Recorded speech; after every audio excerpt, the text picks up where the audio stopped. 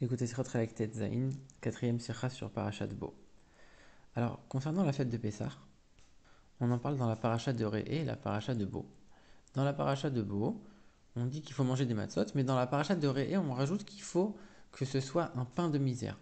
Et le fait que dans la Parashat de Bo, qui est la Parashat de la sortie d'Égypte, on ne parle pas de pain de misère, ça voudrait dire qu'on pourrait se rendre quitte à l'époque de la sortie d'Égypte, en tout cas, ils ont pu peut-être se rendre quitte de la matzah avec de la matzah qui s'appelle la matzah ashira, la matzah qui est faite pas forcément avec de l'eau et de la farine, mais aussi avec du jus de fruits, avec du vin, etc.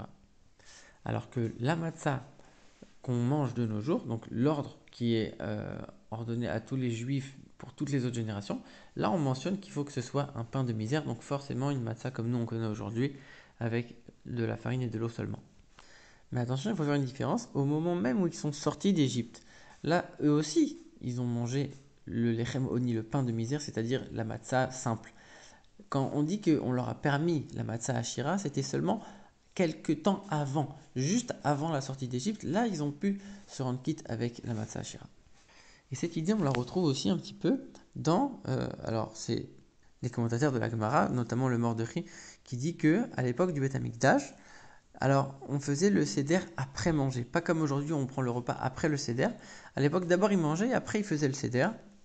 Et pendant le repas qui précédait le seder, ils mangeaient de la matzah ashira. Pour ne pas se rendre quitte par, euh, par cette matzah et uniquement euh, montrer une certaine importance dans la matzah qui sera consommée pendant le seder qui était après le repas. Et là, ils mangeaient de la matzah normale.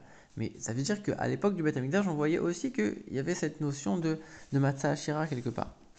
Et encore de nos jours, on voit que on nous dit, même si c'est interdit de manger de la matzah avant Pessah, avant que la fête de Pessah ne rentre et qu'on commence le seder, on n'a pas le droit de manger de la matzah, mais la matzah ashira ne rentre pas dans cette interdiction.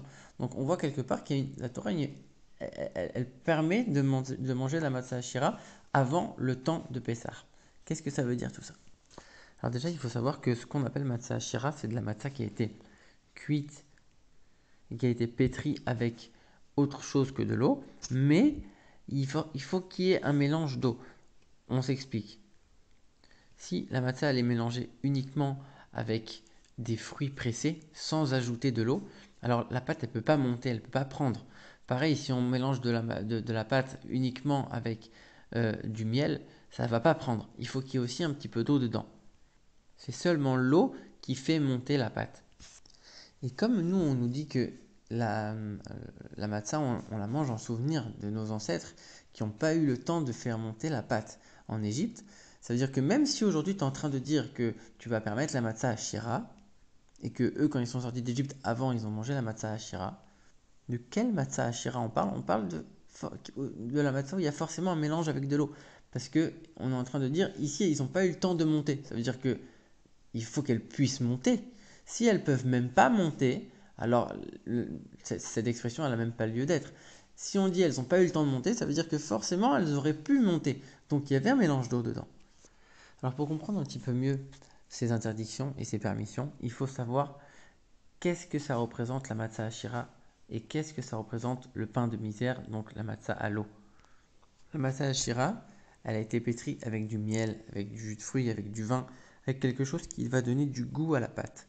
Donc ça représente le service de Dieu qui est accompli avec des sentiments, avec une certaine compréhension et qui va avoir un certain goût, un certain plaisir dans ce service de Dieu. Alors que la matzah simple à l'eau, elle n'a pas de goût, elle est fade, elle est très neutre. Et donc, elle représente le service de Dieu qui va être accompli uniquement par soumission à Dieu. Que même si on ne comprend pas, même si on ne ressent pas forcément, on va se forcer quelque part à accomplir la volonté de Dieu, même si on n'en a pas envie. Ici, le rabbi, il explique la chose suivante. Il dit quand quelqu'un, il ressent les choses, il comprend les choses bien comme il faut, alors il ne va pas être amené à fauter. Il a compris, il a intégré profondément qu'il ne fallait pas faire cette chose-là, il ne va pas la faire. Il a ressenti profondément à l'intérieur de lui. Non seulement il a compris, mais il a ressenti. Donc forcément qu'il ne va pas la faire, la chose qui n'est pas bien. Mais quelqu'un qui n'a ni compris, ni ressenti, et juste il va se forcer parce qu'il sait que c'est ce que Dieu a demandé, donc il va se forcer, mais au fond de lui, il sait qu'il en a envie. Et donc, quelque part, il y a beaucoup plus de risques de tomber pour lui. Donc, c'est pour ça qu'on dit que ça, c'est le service de Dieu par soumission. C'est la matzah qui, si on la sort pas du four, elle peut monter. Elle peut devenir du chametz. Il y a du chametz qui est possible. Alors que la matzah ashira, donc qui a du goût, qui a le goût dans le service de Dieu, on dit que de toute façon, elle ne pourra pas monter. Si on mélange de la pâte avec seulement du jus de fruits purs ou avec du miel, etc., s'il n'y a pas d'eau, ça ne peut pas monter. Un service de Dieu où on comprend, où on ressent les choses, on ne peut pas se tromper, on peut pas s'égarer. Malgré tout, il n'y a pas une des deux qui est meilleure que l'autre. Chacune a une qualité que l'autre n'a pas. Et c'est ça qu'on va développer. En vérité, elles représentent chacune les deux délivrances essentielles du peuple juif, c'est-à-dire la délivrance de l'exil d'Égypte et la délivrance de Machiar. En Égypte, ils sont sortis précipitamment. Pourquoi? Parce que justement, le mal était tellement fort que si ils étaient encore restés en Égypte, ils auraient pu s'égarer. On a sorti tout de suite, on va briser le mal. On va pas chercher à le transformer, on va le briser, on va s'en écarter au maximum possible parce qu'on n'a pas encore compris les choses et ressenti les choses. On est juste en train de faire ce que Dieu demande. On s'écarte du mal, même si on est encore plongé dedans.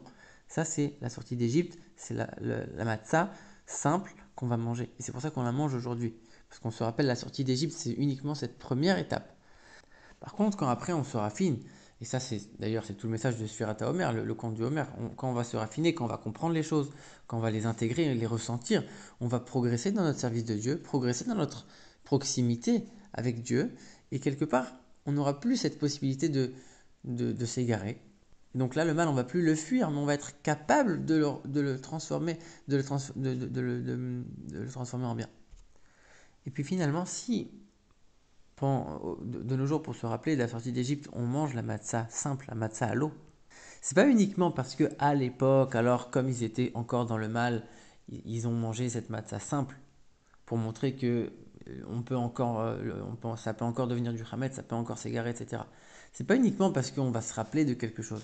C'est aussi pour montrer que quelque part cette matzah elle a un avantage par rapport à la matzah ashira. Le service de Dieu qui est accompli avec la soumission pure sans rien comprendre, quelque part, il a une qualité par rapport au service de Dieu qui est accompli en ressentant et en comprenant. Pourquoi? Parce que quand quelqu'un a très envie de quelque chose et malgré tout il va se retenir, alors il a un mérite quelque part plus grand que celui qui est déjà au-dessus. Celui qui est déjà au-dessus, qui a plus envie, il a complètement intégré, il ressent les choses, il est imprégné de toutes les lois de la Torah, etc. Il n'a pas du tout envie de faire cette faute-là. Donc quelque part, c'est beaucoup plus facile pour lui. Alors que celui qui est encore plongé dedans, il a encore envie. Et malgré tout, il se retient. Chez lui, c'est un travail et c'est un mérite beaucoup plus grand. Donc c'est sûr que cette matzah, elle a quelque part, en tout cas ce service de Dieu, il a un avantage que n'a pas le service de Dieu qui est fondé sur la compréhension. Et c'est pour ça que même quand Mashiach viendra, qu'on sera que au deuxième niveau, le plus haut, c'est écrit qu'on mentionnera toujours la sortie d'Égypte. Parce qu'il y a une certaine qualité qu'on essaye de garder. Il y a l'avantage de l'un que n'a pas l'autre. On essaye d'avoir un petit peu un mélange des deux. On prend le meilleur des deux et on essaye de garder le meilleur aspect de chacun. Et d'ailleurs, même dans l'autre sens, on voit que même dans l'exil d'Égypte, on mentionne aussi la délivrance de Mashiach. Où on le voit, Admorazaken explique que c'est écrit dans le verset, il dit monter, je te ferai monter. Ça veut dire qu'on parle de deux élévations. C'est quoi l'élévation? Première élévation, c'est la sortie d'Égypte. Deuxième élévation, c'est la sortie de l'exil avec la venue de Mashiach. Donc on voit que déjà dans l'exil d'Égypte, on parle de Mashiach. Et Rabbi pose la question suivante, il dit mais comment, alors qu'on est encore dans le mal, on n'a pas encore connu l'élévation qui nous permet d'arriver au deuxième niveau, on est encore dans la galère si on peut dire, comment tu peux mentionner déjà la délivrance de Mashiach, le niveau le plus haut? Déjà travaille le niveau dans lequel tu es. Mais justement, parce que le premier niveau, il doit être imprégné du deuxième. Ça veut dire qu'il faut, comme on l'a dit, prendre le meilleur des deux. Ça veut dire que même dans le service de Dieu qui va être purement basé sur la soumission, il faut qu'il y ait aussi un peu de compréhension et de ressentiment.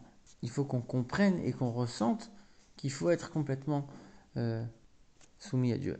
Donc on voit que dans les deux niveaux, on inclut un petit peu du deuxième, l'un de l'autre, parce qu'il y a une qualité dans l'un qu'on essaye d'insuffler chez l'autre, et une qualité dans l'autre qu'on essaye de prendre pour le premier également.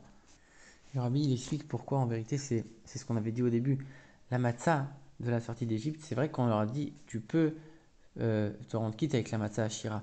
Mais attention, pas la matzah Ashira qui ne va jamais monter. Pas la matzah Ashira, comme on l'a dit, qui qui est faite avec du pur jus de fruits ou avec du miel, etc. Quelque chose qui ne pourra pas monter. Il faut qu'il y ait un petit mélange avec de l'eau aussi pour que ça puisse monter. Comme ça, à la fois c'est de la matzah shira, donc ça a ce côté-là, le service de Dieu qui est basé sur la compréhension, le plaisir, etc. Ça a cet avantage-là. Mais d'un autre côté, c'est de la matzah où il y a un peu d'eau. Donc c'est un petit peu le côté de la soumission. Il faut essayer de mélanger les deux. Pour avoir un service de Dieu parfait, il faut absolument les deux ensemble. Mais comme on l'a dit encore une fois, cette matzah-là, c'était uniquement avant la sortie d'Égypte. Au moment même où ils sont sortis d'Égypte, là c'était que le pain de misère, c'est-à-dire la matzah à l'eau, point barre. Parce qu'au moment où tu sors même d'Égypte, tu sors du joug de Pharaon pour te mettre sous le joug de Dieu. Tu te prépares quelque part à recevoir la Torah, à prendre sur toi le joug de Dieu. Et pour ça, par contre, il faut vraiment être annulé à 100% à Dieu.